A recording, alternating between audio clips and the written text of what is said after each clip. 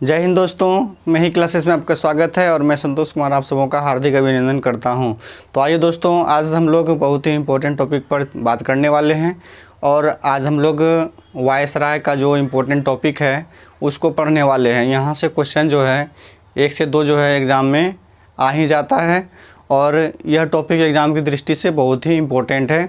तो आइए बिना देरी किए हुए इस टॉपिक पर बात करते हैं और आप लोग जो है वीडियो को ज़रूर से ज़रूर अंत तक देखिए और यदि अच्छा लगे तो हमारे चैनल को ज़रूर से ज़रूर सब्सक्राइब कीजिए और अपने दोस्तों में भी इसे शेयर कीजिए और अपना सुझाव भी कमेंट के माध्यम से दीजिए। तो आइए बिना देरी किए हुए इस टॉपिक पर हम लोग बात करते हैं। तो दोस्तों, भारत का वायसराय आज का टॉपिक है, भारत का वायसराय। इससे पहले भारत का वायसराय से पहले हम लोग बंगाल का गवर्नर जनरल, उसके बाद फिर भारत का गवर्नर जनरल, ये सब टॉपिक पढ़ चुके हैं और इसका वीडियो जो है अपलोड किया हुआ है, इसे भी जाकर आप देख सकते हैं। 1857 की क्रांति होती है तो उस समय जो है भारत का जो सत्ता है वह कंपनी के हाथों में होता है। भारत का सत्ता कंपनी के हाथों में होता है और उसी समय जो है आपका 1857 की क्रांति होती है।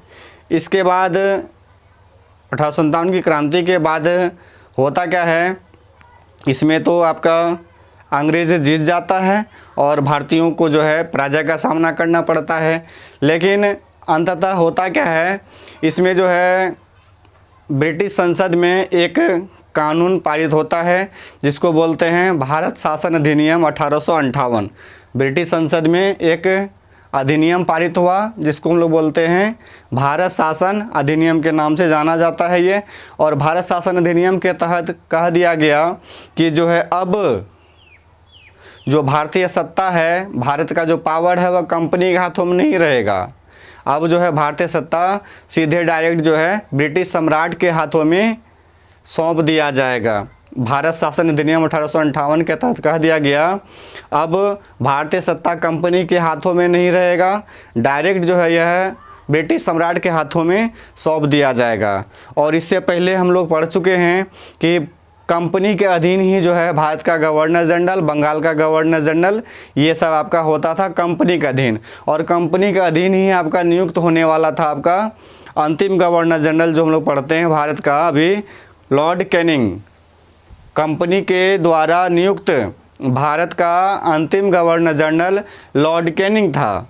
लेकिन इसी के समय आपका आता है भारत शासन अधिनियम 1858 और 1858 के तहत ही जो है आपका लॉर्ड कैनिंग को बना दिया जाता है भारत का प्रथम वायसराय। जैसे ही भारतीय सत्ता ब्रिटिश क्राउन के हाथों में सौंप दिया जाता है, चले जाता है, तो वैसे ही जो है ब्रिटिश सम्राट जो है अब भारत का गवर्नर जनरल को हटाकर क्या करता है, यानी पद को चेंज कर देता है और नाम दिया जाता है भारत का वायसराय। अब जो भी ब्रिटिश शासन के अधीन जो भी आपका नियुक्त होगा गवर्नर जनरल, उसका नाम दिया जाएगा वायसराय। तो यहाँ से क्वेश्चन आपका बढ़िया बनने वाला है। पहले आपका भारत का गवर्नर जनरल होता था जिसके तहत जो है भारत का अंतिम गवर्नर जनरल बना आपका कौन, लॉर्ड कैनिंग। और भारत का प्रथम वायसराय हो गया आपका लॉर्ड कैनिंग। यहाँ से भी ध्यान रखिएगा, भारत का प्रथम वायसराय लॉर्ड कैनिंग। 1858 का जो भारत शासन अधिनियम आया था इसी के तहत इसको बनाया जाता है। यहाँ से भी बढ़िया क्वेश्चन आपका एग्जाम में बन सकता है। इसके बाद होता क्या है, 1856 ईस्वी में विधवा पुनर्विवाह अधिनियम आता है लॉर्ड कैनिंग के काल में। 1856 ईस्वी में विधवा पुनर्विवाह अधिनियम लॉर्ड कैनिंग के काल में आता है। इसमें जो है विधवा को जो है पुनः विवाह करने की अनुमति दी जाती है और इसके अंतर्गत ये कह दिया जाता है कि विधवा से जो विवाह करेगा उससे जो उत्पन्न संतान होगा उसको भी जो है वैलिड माना जाएगा, यानी वैध माना जाएगा, ये भी ध्यान में रखिएगा। और विधवा पुनर्विवाह अधिनियम के तहत जो है सहयोग करने वाला था आपका कौन? ईश्वर चंद्र विद्यासागर। तो यहाँ से भी बढ़िया क्वेश्चन आपका बनेगा। विधवा पुनर्अधिनियम जो है आपका, विधवा पुनर्विवाह अधिनियम लॉर्ड कैनिंग के काल में आया। और किसके सहयोग से, यहाँ से क्वेश्चन पूछेगा, लॉर्ड कैनिंग जो है किसके सहयोग से विधवा पुनर्विवाह अधिनियम को जो है लागू किया, किसके देख रेख में, किसके प्रेरणा से? तो यहाँ से आपका आंसर हो जाएगा ईश्वर चंद्र विद्यासागर। ये भी ध्यान में रखिएगा, बढ़िया क्वेश्चन आपका बनेगा। तो 1856 ईस्वी में विधवा पुनर्विवाह अधिनियम आया, सहयोग करता था कौन? ईश्वर चंद्र विद्यासागर। ये भी ध्यान में रखिएगा, ये बंगाल में आपका फर्स्ट टाइम में लागू हुआ था। इसके बाद फिर 1856 ईस्वी में आपका जो है पैतृक संपत्ति कानून अधिनियम आता है। 1856 में फिर कैनिंग के काल में क्या आता है? पैतृक संपत्ति कानून। इसके तहत यहाँ ईसाई धर्म में जो है शामिल करने के लिए यह मुहिम चलाया गया था। यानी जो भी ईसाई धर्म को मानेगा, जो भारतीय ईसाई धर्म को स्वीकार करेगा, उसको जो है पैतृक संपत्ति से वंचित नहीं किया जाएगा। यह अधिनियम आया था लॉर्ड कैनिंग के काल में, पैतृक संपत्ति कानून 1856। ये भी ध्यान में रखिएगा, यहाँ ईसाई धर्म को बढ़ावा देने के उद्देश्य से जो है यह अधिनियम लाया गया था। ये भी ध्यान में रखना है। इसके बाद होता क्या है फिर आपका 1857 में लॉर्ड कैनिंग के काल में 1857 की जो महत्वपूर्ण क्रांति हुई थी लॉर्ड कैनिंग के काल में ही हुई थी। 1857 में यहाँ से क्वेश्चन आपका पूछेगा, 1857 की जो क्रांति या विद्रोह हुआ था, इस समय भारत का वायसराय कौन था? तो इस समय भारत का वायसराय था आपका कौन? Lord Canning. लॉर्ड कैनिंग के ही काल में जो है आपका 1857 का क्रांति घटित हुआ था। ये भी ध्यान रखना, यहाँ से बढ़िया क्वेश्चन आपका बनता है और कई एग्जाम में भी यहाँ से क्वेश्चन आ चुका है कि 1857 की जो क्रांति हुई थी, इस समय भारत का वायसराय कौन था? तो आंसर हो जाएगा आपका लॉर्ड कैनिंग। लॉर्ड कैनिंग के काल में ही 1857 की क्रांति हुई थी। ये भी ध्यान में रखना है। 1857 में कैनिंग के काल में महालेखा परीक्षक पद का सृजन किया जाता है। ये भी बढ़िया क्वेश्चन आपका यहाँ बनेगा। महालेखा परीक्षक पद जो कि अभी हम लोग स्वतंत्रता के बाद भारत में नियंत्रक और महालेखा परीक्षक, जिसको कैग बोलते हैं, नियंत्रक महालेखा परीक्षक, comptroller and auditor general of India के नाम से जाना जाता है। अभी यही पद का सृजन आपका पहले किया था लॉर्ड कैनिंग 1857 ईस्वी में। उस समय इसे महालेखा परीक्षक कहा जाता था, महालेखा परीक्षक कहा जाता था। लेकिन भारत जब आज़ाद हो गया तो इसी को कर दिया नियंत्रक और महालेखा परीक्षक, यानी कैग, जिसका कि संविधान के अनुच्छेद 148 में इसका उल्लेख मिलता है। ये भी ध्यान रखिएगा, बढ़िया क्वेश्चन आपका बनेगा। संविधान के अनुच्छेद 148 में कैग का वर्णन किया गया है। तो नियंत्रक महालेखा परीक्षक, ये भी एग्जाम में आ जाता है कि इस पद का सृजन कौन किया था? तो आपका हो जाएगा लॉर्ड कैनिंग। ये ध्यान में रखिएगा।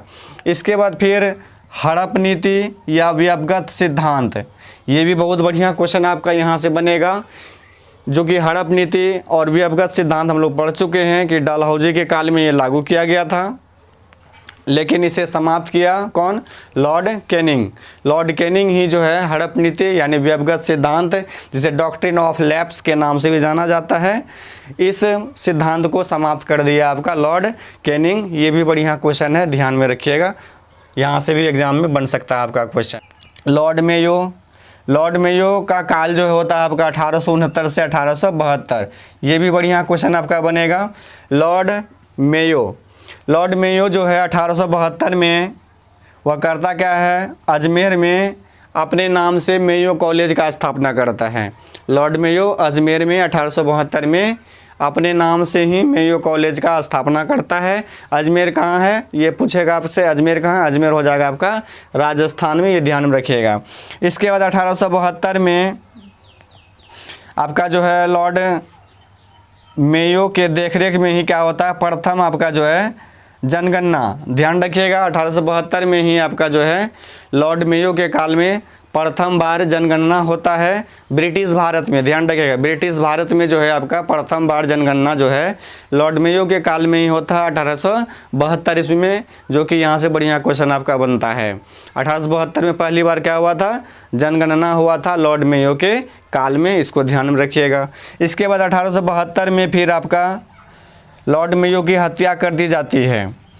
लॉर्ड मेयो की हत्या कर दी जाती है किसके द्वारा, एक अफगान था आपका शेर अली अफरीदी। शेर अली अफरीदी के द्वारा जो है अंडमान निकोबार की जो राजधानी है पोर्ट ब्लेयर में ही जो है लॉर्ड मेयो की हत्या कर दी जाती है। कौन सा, वायसराय का जो है पद पर रहते हुए अंडमान निकोबार की राजधानी पोर्ट ब्लेयर में हत्या कर दी गई थी।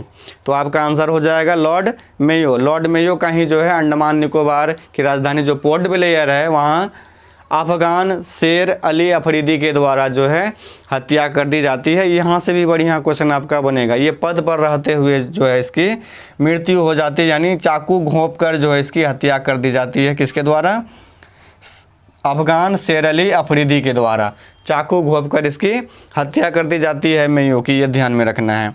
इसके बाद मेयो के काल में ही जो है आपका 1869 में सुएज नहर का निर्माण कार्य पूर्ण होता है। 1869 में ही जो है मेयो के काल में क्या होता है, सुएज नहर का निर्माण कार्य पूर्ण होता है, ये ध्यान में रखिएगा। सुएज नहर का निर्माण कार्य जो स्टार्ट हुआ था वह 1859 से स्टार्ट हुआ था। 1859 से जो है आपका सुएज नहर का निर्माण कार्य स्टार्ट हुआ था, जो कि बनने में 10 साल लगा। 1869 में जो है इसका निर्माण कार्य पूर्ण हो गया, ये ध्यान में रखिएगा। इसके बाद कुछ सुएज नहर से इम्पोर्टेंट फैक्ट है, इसे भी ध्यान में रखिएगा, यहाँ से भी एग्जाम में क्वेश्चन आपका आता है। सुएज नहर का निर्माण जब 1869 ईस्वी में पूर्ण हो गया तो भारत के लिए जो है इसको, भारत और यूरोप के लिए जो इसको व्यापार में वृद्धि के लिए खोल दिया गया।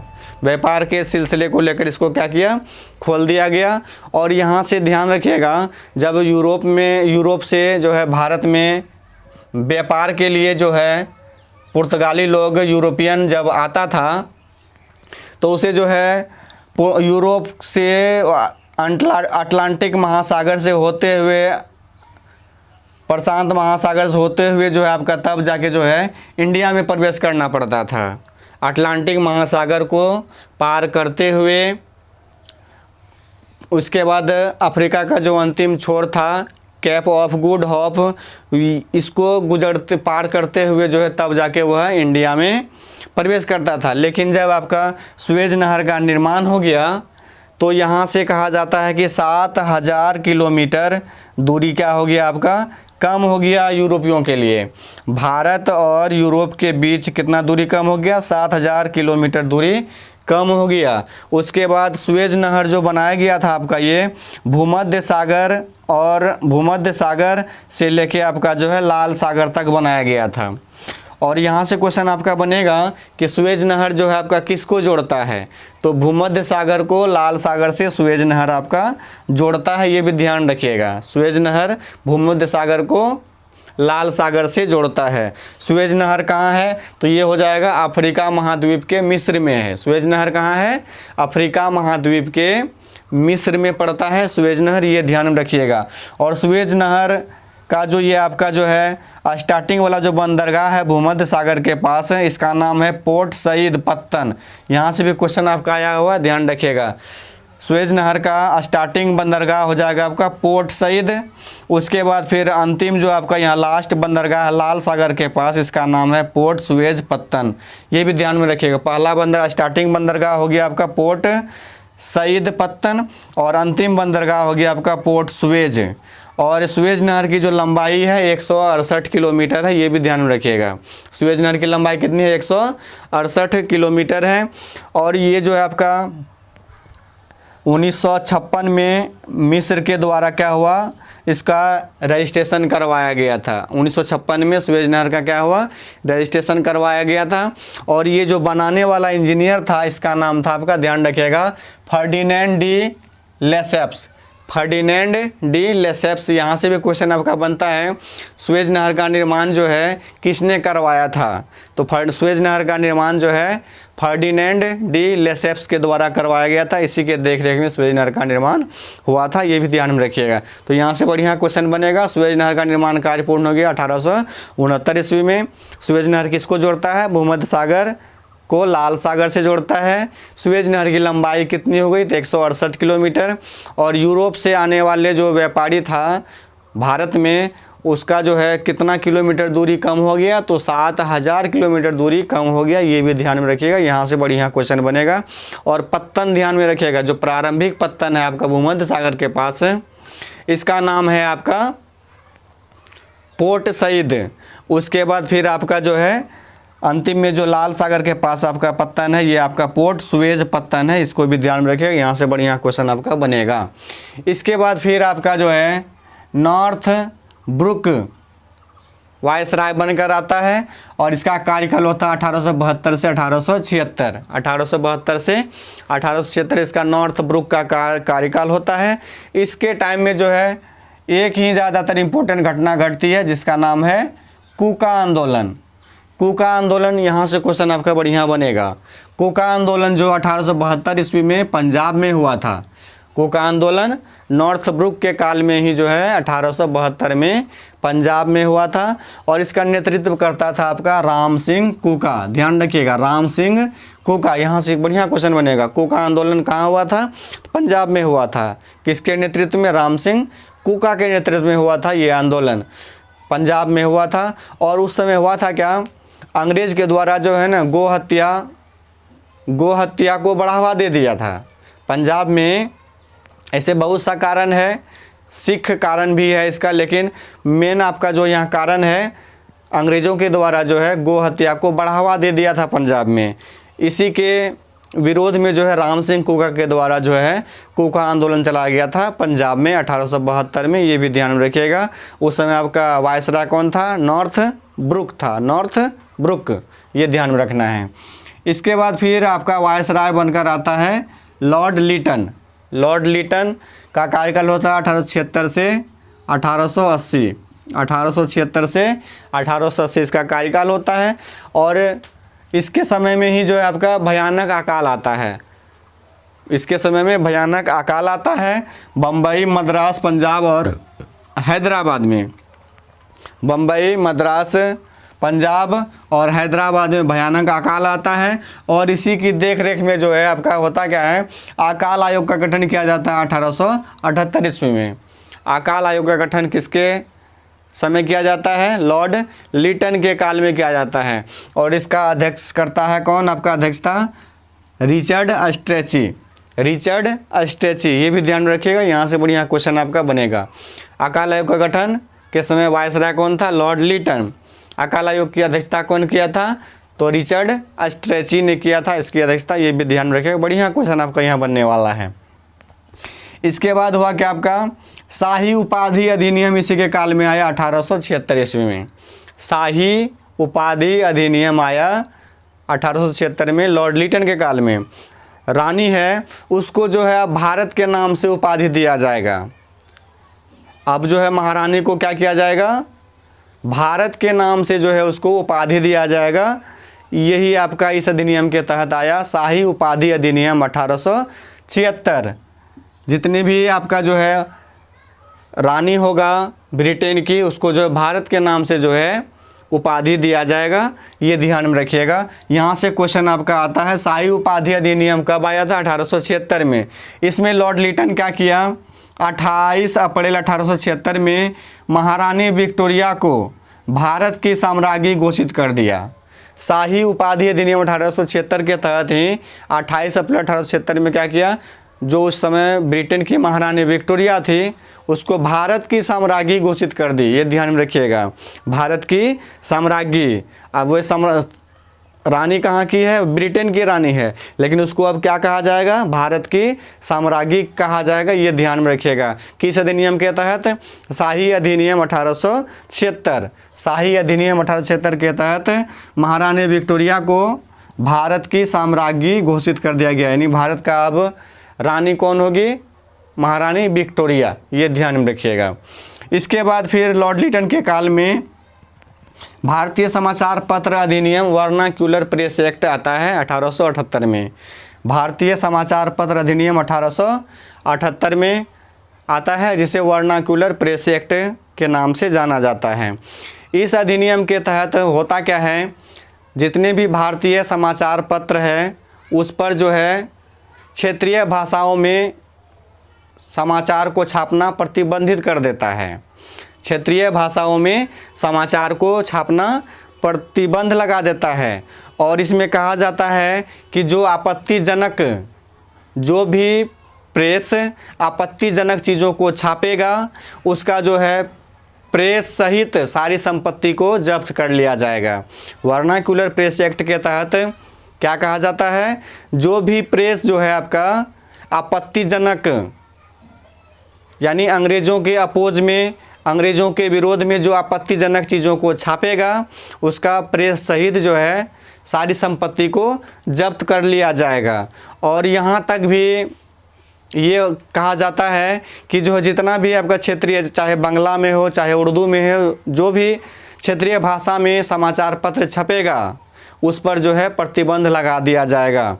और इसी से बचने के लिए जो अमृत बाज़ार पत्रिका थी, वर्नाक्यूलर एक्ट प्रेस एक्ट से बचने के लिए आपका अमृत बाज़ार पत्रिका क्या किया, रातों रात जो कि बांग्ला भाषा में छपता था, अमृत बाज़ार पत्रिका कौन सा भाषा में छपता था, बांग्ला भाषा में छपता था। और वर्नाक्यूलर प्रेस एक्ट से बचने के लिए क्या किया, ये रातों रात बांग्ला से अंग्रेजी भाषा में जो है समाचार को छापना स्टार्ट कर दिया था। ये भी ध्यान में रखिएगा। वर्नाक्यूलर प्रेस एक्ट से बचने के लिए अमृत बाज़ार पत्रिका रातों रात जो है बांग्ला से अंग्रेजी में न्यूज़ जो है छापना स्टार्ट कर दिया था। ये भी ध्यान में रखिएगा, बढ़िया क्वेश्चन आपका बनेगा। और अमृत बाज़ार पत्रिका का जो संपादक था कौन था, वह शिशिर कुमार घोष था। अमृत बाज़ार पत्रिका का संपादक कौन था, शिशिर कुमार घोष। ये ध्यान में रखिएगा, बढ़िया क्वेश्चन आपका बनेगा। और वर्नाक्यूलर प्रेस एक्ट जो है विशेषकर सोम प्रकाश जो राष्ट्रवादी समाचार पत्र था आपका, सोम प्रकाश राष्ट्रवादी समाचार पत्र था जो कि ईश्वर चंद्र विद्यासागर के द्वारा लिखा गया था। सोम प्रकाश के द्वारा लिखा गया था, ईश्वर चंद्र विद्यासागर के द्वारा लिखा गया था, जो कि राष्ट्रवादी समाचार पत्र था। विशेषकर इस पर प्रतिबंध लगाने के लिए जो है वर्नाक्यूलर प्रेस एक्ट जो है लॉर्ड लिटन के द्वारा जो है लाया गया था 1878 में। ये ध्यान में रखिएगा। वर्नाक्यूलर प्रेस एक्ट भारतीय समाचारों पर जो है प्रतिबंध लगाने के लिए लाया गया था, जो कि विशेषकर सोम प्रकाश को प्रतिबंधित करने के लिए लाया गया था। सोम प्रकाश का लेखक कौन हो गया, ईश्वर चंद्र विद्यासागर। उसके बाद अमृत बाज़ार पत्रिका वर्नाक्यूलर प्रेस एक्ट से बचने के लिए रातों रात जो है बांग्ला से अंग्रेजी में अपना समाचार छापना स्टार्ट कर दिया था। ये ध्यान में रखिएगा। और अमृत बाज़ार पत्रिका का जो है संपादक कौन था, शिशिर कुमार घोष। ये ध्यान में रखिएगा। इसके बाद फिर 1878 ईस्वी में आपका जो है लॉर्ड लिटन के ही काल में एक भारतीय शस्त्र अधिनियम आता है। भारतीय शस्त्र अधिनियम आता है 1878 में। इसमें कहा जाता है कि जो शस्त्र का जो है व्यापार करेगा, बिजनेस करेगा, उसको भी जो है लाइसेंस लेना अनिवार्य कर दिया था। ये ध्यान में रखिए, जो कि आपका अभी भी प्रचलित है। यह जो अस्त्र रखेगा और जो अस्त्र का व्यापार करेगा, दुकानदारी करेगा, तो उसको भी जो है इसके लिए लाइसेंस ज़रूरी है। ये भी ध्यान में रखिएगा। तो लॉर्ड लिटन के काल में 1878 में भारतीय शस्त्र अधिनियम आया, जिसके तहत जो है लाइसेंस को अनिवार्य कर दिया अस्त्र रखने के लिए। यदि आप अस्त्र रखते हैं तो इसके लिए आपको लाइसेंस रखना अनिवार्य हो जाएगा। ये भी ध्यान में रखिएगा। यहाँ से बढ़िया क्वेश्चन आपका बनेगा एग्ज़ाम में। तो दोस्तों, यह वीडियो आप लोगों को कैसा लगा ज़रूर से ज़रूर जो है कमेंट कीजिए, लाइक कीजिए, और यदि अच्छा लगा हो तो अपने दोस्तों में भी जो इसको शेयर कीजिए। वीडियो देखने के लिए धन्यवाद।